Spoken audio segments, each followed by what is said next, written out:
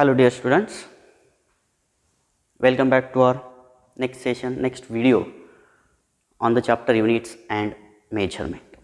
आता ह्या चॅप्टर मधल्या जे काही मागचे काही व्हिडिओज आहेत त्या व्हिडिओज मध्ये आपण डायमेन्शन्स विषयी डिस्कस केलं. What are the dimensions, how they can obtain, and then we discuss about the uses of dimensional analysis. Dimensional ॲनालिसिसचे जे काही युजेस होते त्या युजेसविषयी आपण डिस्कस केलं. त्यापैकी पहिला यूज होता to check the correctness of a physical equation. जे काय दिलेलं फिजिकल इक्वेशन असेल ते इक्वेशन करेक्ट आहे की नाही हे चेक करण्यासाठी डायमेन्शनल ॲनालिसिसचा यूज कशा प्रकारे केला जातो त्याविषयी आपण तिथं डिस्कस केलं आहे. त्यानंतर नेक्स्ट यूज आपण बघितलं आहे to establish the relation between related physical quantities. अशा फिजिकल क्वांटिटी की ज्यांच्यामध्ये काहीतरी रिलेशन आहे बट ती रिलेशन आपल्याला माहीत नाही आहे. ते रिलेशन एस्टॅब्लिश करण्यासाठी, ते रिलेशन फाइंड आउट करण्यासाठी डायमेन्शनल ॲनालिसिसचा यूज कशा प्रकारे केला जातो त्याविषयी आपण तिथं डिस्कस केलं होतं. आणि त्यानंतर काय रिसेंट व्हिडिओ होता अगोदरचा, त्या व्हिडिओमध्ये थर्ड यूज आपण बघितला. तो यूज होता to find the conversion factor between the units of same physical quantity but in different system of unit. जे काही युनिट्समधले कन्वर्जन्स असतील, जो काही कन्वर्जन फॅक्टर असेल दोन सिस्टीम ऑफ युनिटमधला, त्या कन्वर्जन फॅक्टरविषयी, तो कन्वर्जन फॅक्टर कशा प्रकारे फाइंड आउट केला जातो with the help of dimensional analysis त्याविषयी आपण तिथं डिस्कस केलं होतं. आता ह्या व्हिडिओमध्ये आपण त्या डायमेन्शनल ॲनालिसिसचे जे काही युजेस आपण बघितलेत त्या युजेसला ऑब्झर्व करून जेवढे काही प्रॉब्लेम्स आपण सॉल्व्ह केले त्या सर्व प्रॉब्लेम्सवरून डायमेन्शनल ॲनालिसिसचे काही लिमिटेशन्स आपल्या लक्षात आलेले आहेत. ते लिमिटेशन्स आपण या पूर्ण व्हिडिओमध्ये बघणार आहोत. पॉईंटचं नाव आहे लिमिटेशन्स ऑफ डायमेन्शनल ॲनालिसिस. बुकमध्ये 1.6.2 तो पॉईंट आहे. Uses of limitations of dimensional analysis. त्या डायमेन्शनल ॲनालिसिसचे काही युजेस आपण लिमिटेशन्स आपण बघणार आहोत. त्यापैकी पहिलं लिमिटेशन आहे, ते सर्वचे सर्व 4 लिमिटेशन्स मी ब्लॅकबोर्डवरती लिहिलेले आहेत.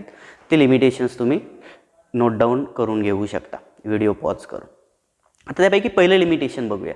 पहिलं लिमिटेशन आहे the value of dimensionless constant can not be obtain using the dimensional analysis. Dimensional ॲनालिसिसचा यूज करून डायमेन्शनलेस कॉन्स्टंटची व्हॅल्यू आपण ऑब्टेन करू शकत नाही. ओके, तो जो काही कॉन्स्टंट आहे की जो डायमेन्शनलेस असणार आहे बट त्या कॉन्स्टंटची ॲक्च्युअल व्हॅल्यू आपल्याला फाइंड आउट करता येत नाही आहे डायमेन्शनल ॲनालिसिसचा यूज करून. त्यासाठी आपल्याला एक्सपेरिमेंट परफॉर्म करावं लागतं किंवा ती जी व्हॅल्यू आहे डायमेन्शनलेस कॉन्स्टंटची ती व्हॅल्यू ऑब्टेन करण्यासाठी, मिळवण्यासाठी एक्सपेरिमेंटल मेथडचा आपल्याला यूज करावा लागतो.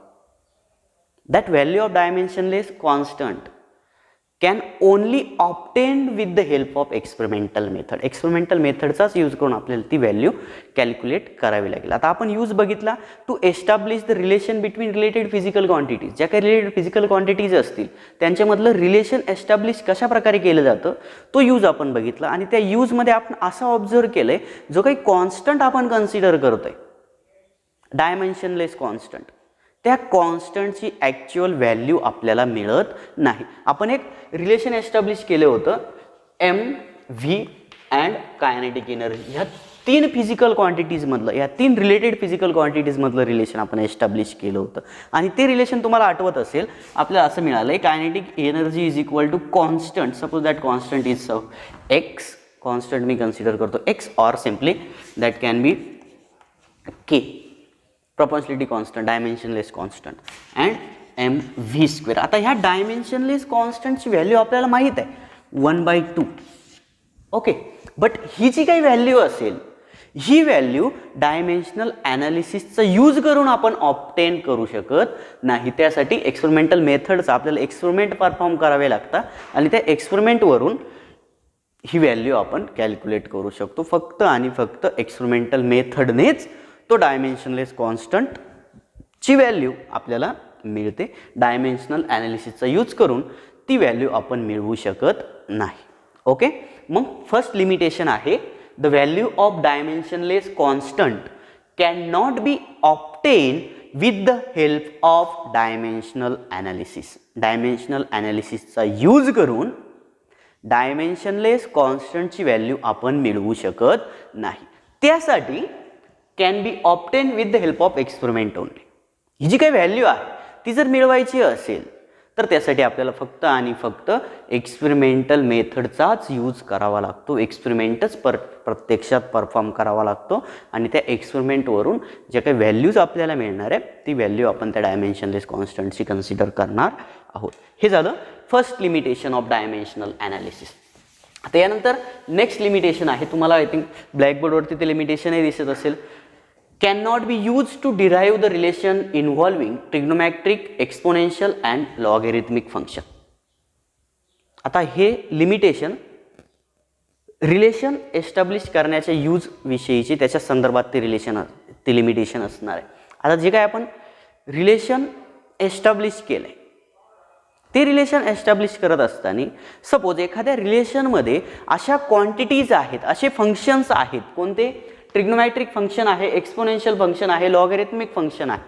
असे फंक्शन्स जर एखाद्या रिलेशनमध्ये असतील तर ते रिलेशन आपण एस्टॅब्लिश करू शकत नाही. Using dimensional analysis we can not be or the dimensional analysis cannot be used to derive the relation involving trigonometric, exponential and logarithmic function. असं रिलेशन की ज्या रिलेशनमध्ये ट्रिग्नोमॅट्रिक फंक्शन्स आहेत, sine cos tan cot sec cosec असे trigonometric functions आहेत. त्यानंतर exponential function आहेत, e raise to पॉवरचे काही टर्म्स आहेत, एक्सपोनेन्शियल फंक्शन्स असतील किंवा लॉगॅरिथमिक फंक्शन्स असतील. असे इक्वेशन्स आपण डिराईव्ह करू शकत नाही with the help of dimensional analysis. का तर त्यामागचं रिझन असं आहे की ह्या फंक्शन्सला, ट्रिग्नोमॅट्रिक फंक्शन्सला, एक्सपोनेन्शियल फंक्शन्सला आणि लॉगॅरिथमिक फंक्शन्सला डायमेन्शन्स नसतात. हे जे काही फंक्शन्स आहे हे डायमेन्शनलेस फंक्शन्स आहेत. त्यामुळं असं इक्वेशन की ज्या इक्वेशनमध्ये ट्रिग्नोमॅट्रिक फंक्शन आहे, एक्सपोनेन्शियल फंक्शन आहे, लॉगॅरिथमिक फंक्शन आहे, असं इक्वेशन आपण डिराईव्ह करू शकत नाही with the help of dimensional analysis. Okay, मग सेकंड नंबरचं लिमिटेशन आहे dimensional analysis can not be use to derive the relation involving trigonometric, exponential and logarithmic function. असं फंक्शन की ज्या फंक्शनमध्ये ट्रिग्नोमॅट्रिक, असं इक्वेशन की ज्या इक्वेशनमध्ये ट्रिग्नोमॅट्रिक फंक्शन आहे किंवा एक्सपोनेन्शियल फंक्शन आहे किंवा लॉगॅरिथमिक फंक्शन आहे किंवा यांच्यापैकी कोणतीतरी एक दोन फंक्शन्स आहेत. असे इक्वेशन्स आपण डिराईव्ह करू शकत नाही with the help of dimensional analysis. असे इक्वेशन्स आपण डिराईव्ह करण्यासाठी डायमेन्शनल ॲनालिसिसचा यूज करू शकत नाही. ओके, हे झालं सेकंड लिमिटेशन्स. कोणत्या यूजच्या संदर्भात आहे?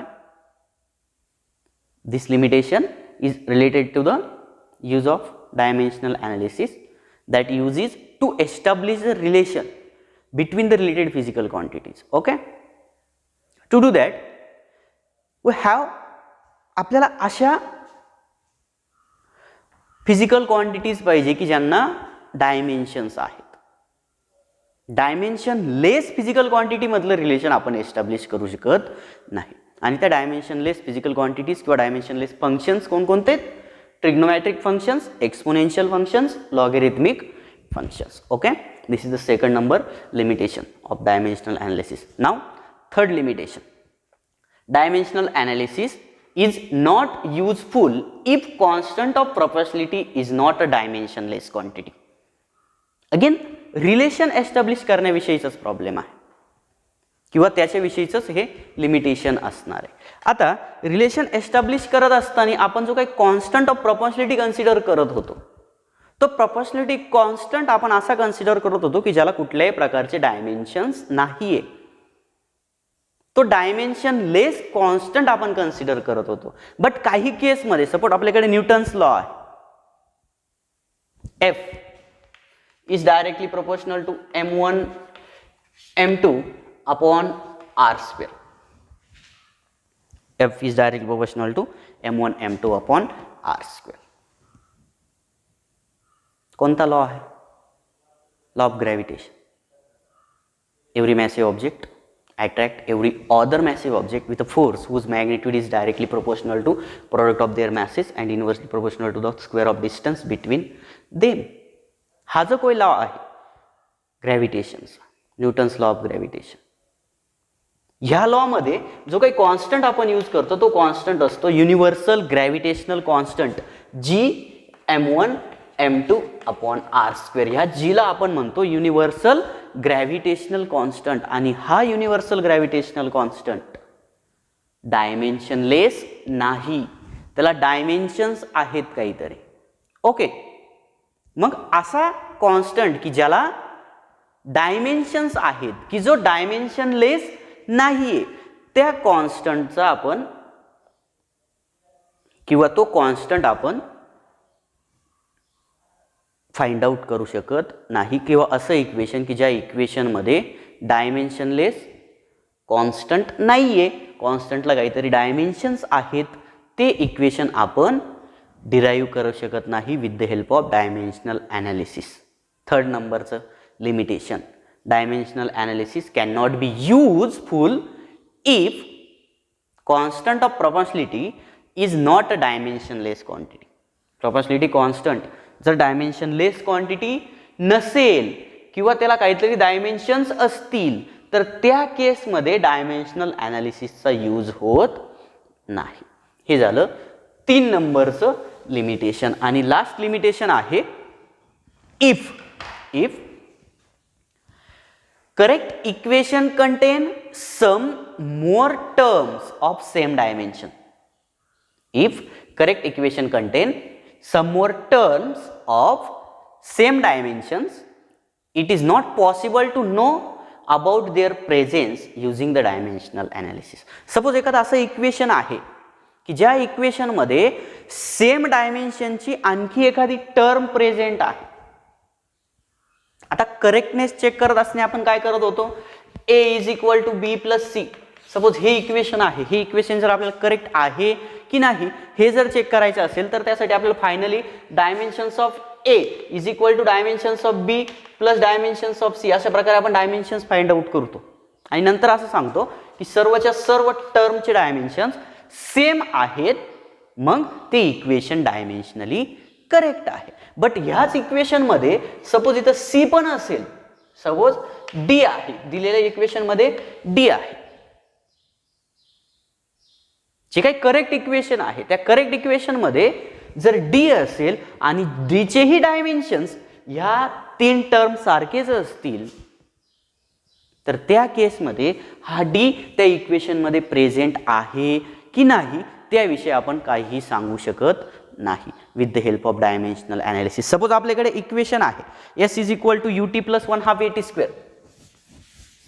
इक्वेशन आहे kinematical equation U T plus 1/2 AT square. आणि आणखी एक इक्वेशन मी घेतोय S is equal to 1/2 AT square. आता ह्या 2 इक्वेशन पैकी कोणतं इक्वेशन करेक्ट इक्वेशन आहे? फर्स्ट नंबरचं इक्वेशन करेक्ट आहे. ओके, फर्स्ट नंबरचं इक्वेशन करेक्ट आहे. हे सेकंड नंबरचं इक्वेशन इनकरेक्ट आहे. आणि जर तुम्हाला प्रॉब्लेम मध्ये हे इक्वेशन दिलं, check the correctness of a given equation and that equation is s is equal to 1/2 AT square. तर जी काही प्रोसिजर आपण फॉलो करतो आहोत करेक्टनेस फाइंड आउट करण्यासाठी त्या प्रोसिजरनुसार त्या मेथडनुसार हे इक्वेशन डायमेन्शनली करेक्ट आपल्याला मिळणार आहे. कसं तर बघूया. s means displacement distance L1 m0 t0 L1 m0 t0 is equal to 1/2 a चे dimensions acceleration velocity upon time और युनिट आहे ॲक्सिलरेशनचं मीटर पर सेकंड स्क्वेअर. ओके, मग त्याचे डायमेन्शन्स आपल्याला मिळतील L1 m0 t-2 into T square आहे t2.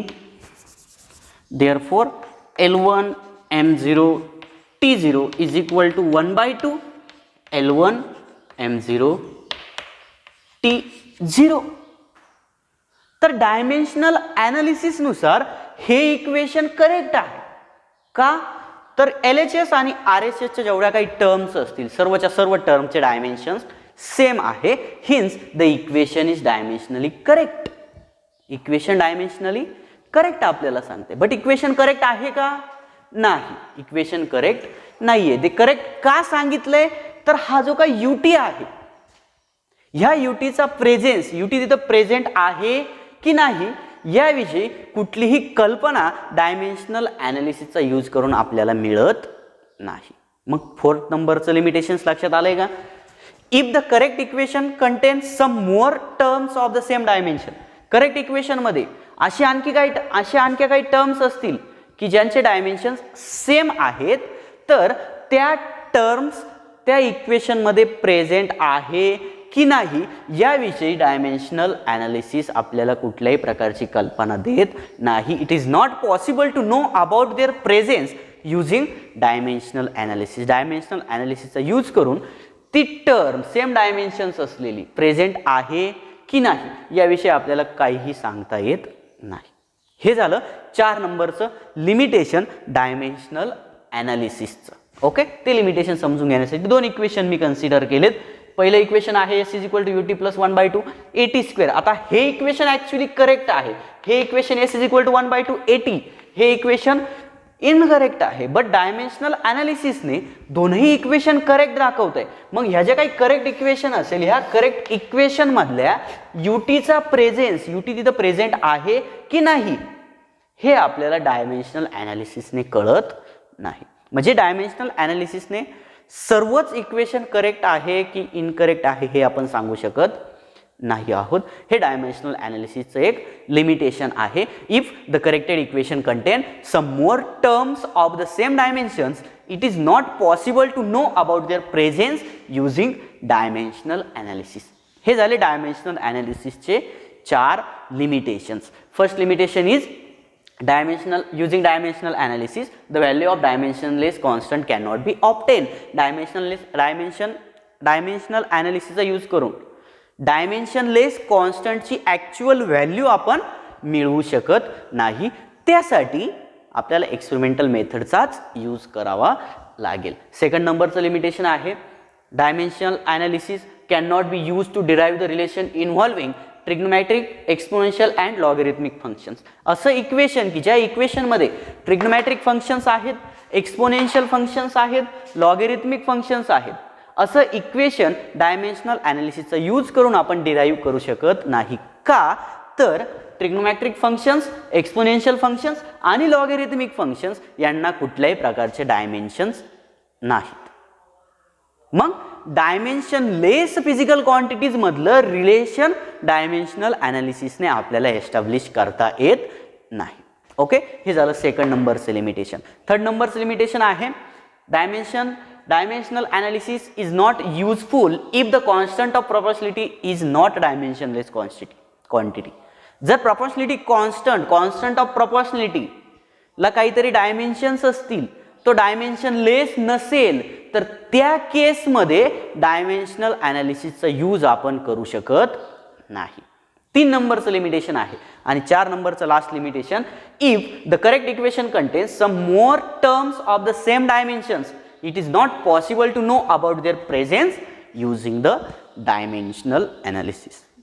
हे झाले डायमेन्शनल ॲनालिसिसचे 4 लिमिटेशन्स. आणि अशा प्रकारे डायमेन्शनल ॲनालिसिस हा जो काही महत्त्वाचा पॉईंट होता तो पॉईंट पूर्णपणे आपण संपवलेला आहे. पहिले आपण डायमेन्शन्स म्हणजे काय त्याची डेफिनेशन बघितली. The power to which fundamental unit must be raise in order to obtain the unit of given physical quantity. दिलेल्या फिजिकल क्वांटिटीच्या युनिट्समध्ये ज्या पॉवरमध्ये फंडामेंटल युनिट येत आहे त्या पॉवरला आपण डायमेन्शन्स असं म्हटलं होतं. ओके, आता वेगवेगळ्या फिजिकल क्वांटिटीचे डायमेन्शन्स कशा प्रकारे फाइंड आउट केले जातात त्याविषयी आपण डिस्कस केलं होतं. आणि नंतर डायमेन्शनल ॲनालिसिसचे 3 युजेस बघितलेत.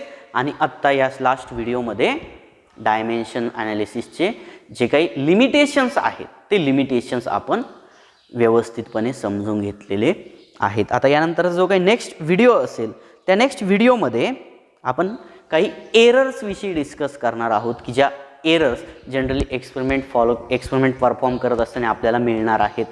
ज्या चुका आपल्याकडून एक्सपेरिमेंट परफॉर्म करत असताना होणार आहेत त्या एरर्सविषयी आपण नेक्स्ट व्हिडिओमध्ये डिस्कस करणार आहोत. आणि त्यानंतर हा जो काही फर्स्ट चॅप्टर आपण स्टार्ट केला होता तो चॅप्टर संपणार आहे. म्हणजे शक्यतो जो काही नेक्स्ट व्हिडिओ आहे तो नेक्स्ट व्हिडिओ ह्या पहिल्या चॅप्टरवरचा लास्ट व्हिडिओ होण्याची शक्यता असेल.